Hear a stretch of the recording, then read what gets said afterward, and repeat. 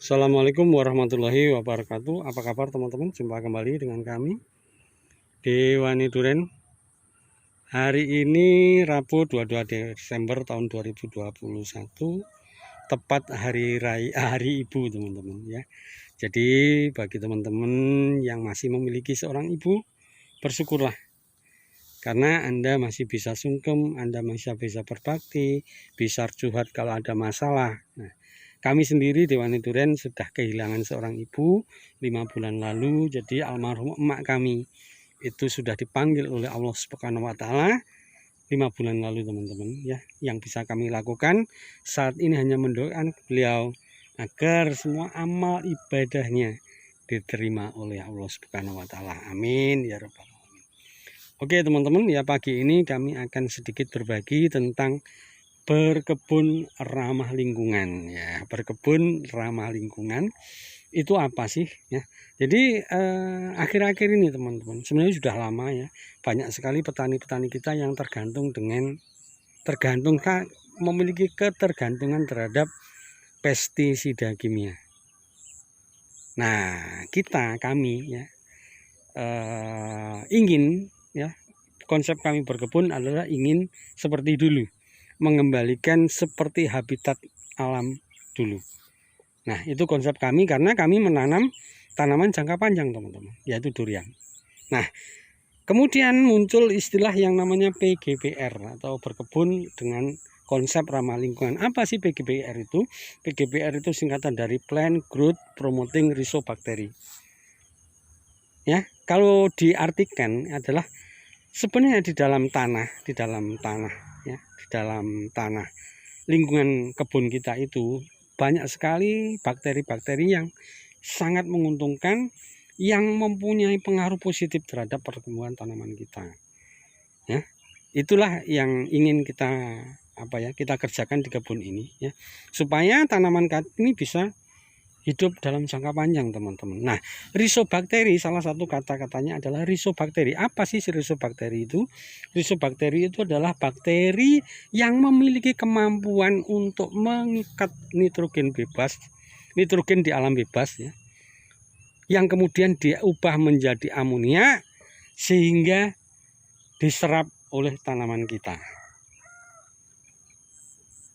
Nah, itulah salah satu manfaat dari kita berkebun ramah lingkungan. Nah, upaya-upaya kami untuk menuju ke sana itu sudah kami lakukan teman-teman, yaitu dengan salah satu cara yang kami lakukan adalah membiarkan rumput-rumput ini tumbuh ya, tumbuh liar ya.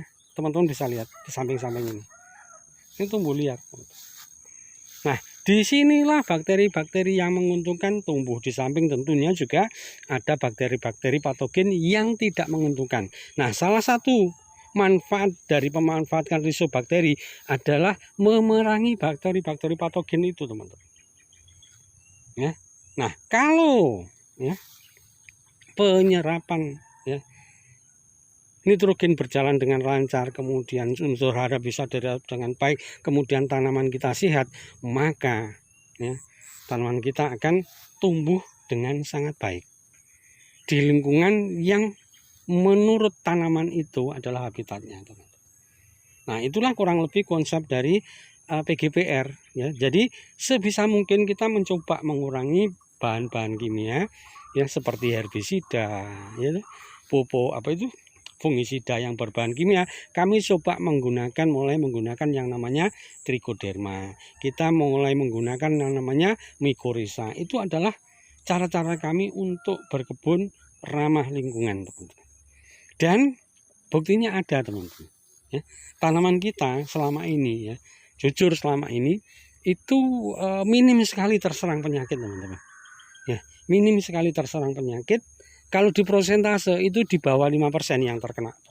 Dan itu kami anggap masih di bawah toleransi. Caranya bagaimana? Ya caranya yang sudah kami terapkan sekarang ini. Ya. Ini adalah cara-cara kami. Dan itu kami merasa cara-cara yang kami terapkan di kebun ini itu menurut kami ya, kami bisa menekan angka tanaman kami yang terserang penyakit itu di bawah 5%, itu menurut kami sangat bagus dan kami anggap relatif berhasil, teman-teman. Ya, relatif berhasil. Salah satunya yaitu tadi yang sering saya ulang-ulang, yang saya posting adalah membiarkan rumput liar. Ya, ini menurut kami adalah salah satu kuncinya. Dulu ketika awal-awal tanam, ya, rumput-rumput ini selalu hampir setiap 2 bulan atau 3 bulan kita buang. Ya, malah beberapa kali kami gunakan yang nama herbisida. Jadi obat pembasmi rumput itu sering kami gunakan, teman-teman. Tetapi alhamdulillah sejak 1,5 tahun silam kami sudah mulai mengurangi itu, dan sekarang justru rumput-rumput ini kami biarkan tumbuh. Karena apa, teman-teman? Ya, rumput yang tumbuh itu akan memberikan dampak yang positif kepada tanaman kita. Ya, terjaga kelembapannya, cacing bisa hidup, bakteri bisa hidup nyaman, dan lain sebagainya. Nah, dampaknya teman-teman bisa lihat tanaman di kebun kami. Ya, ini tidak terlepas dari upaya kami setahun terakhir ini untuk berkebun secara ramah lingkungan, teman-teman. Ramah lingkungan. Jadi kami mulai menggunakan bakteri-bakteri yang ramah lingkungan untuk menangkal hama dan penyakit. Ya, hama dan penyakit. Teman-teman bisa lihat. Ya, kalau kita keliling, ya, tanaman-tanaman kami yang terserang hama relatif sedikit. Jujur, kalau mau berhitung hanya sekitar 5%, teman-teman. Di bawah 5%. Ya, tanaman yang terkena. Ada yang kena, tapi masih di bawah toleransi yang kami berikan. Ya, toleransi kami. Nah, contoh lagi, kami berkebun ramah lingkungan adalah dengan memanfaatkan jerami padi yang ada di sekitar kami. Nah, jerami-jerami ini menjadi makanan, ya, bagi tanaman, bagi cacing dan bakteri yang ada di dalam tanah. Ya, apalagi kalau musim hujan seperti ini, teman-teman, ya, kalau ke musim hujan seperti ini, itu biasanya 2 bulan jerami ini sudah berubah menjadi tanah, dan nanti akan kita taruh di bawah. Ini contoh, ya, contoh sekedar contoh aja. Karena dalam waktu dekat kami akan melakukan pemupukan, ya, rumput-rumput yang ada di bawah kanopi itu mulai kita babat. Tidak kami buang, teman-teman, hanya kami kumpulkan aja, nanti akan menjadi busuk dan itu akan menjadi kompos. Jadi kalau ada teman-teman yang masih bertanya apakah rumput itu merugikan, saya jawab tidak. Kami tidak merasa dirugikan dengan keberadaan rumput yang seperti ini. Ya, kami biarkan liar. Kami tidak merasa dirugikan, teman-teman. Ya, karena apa?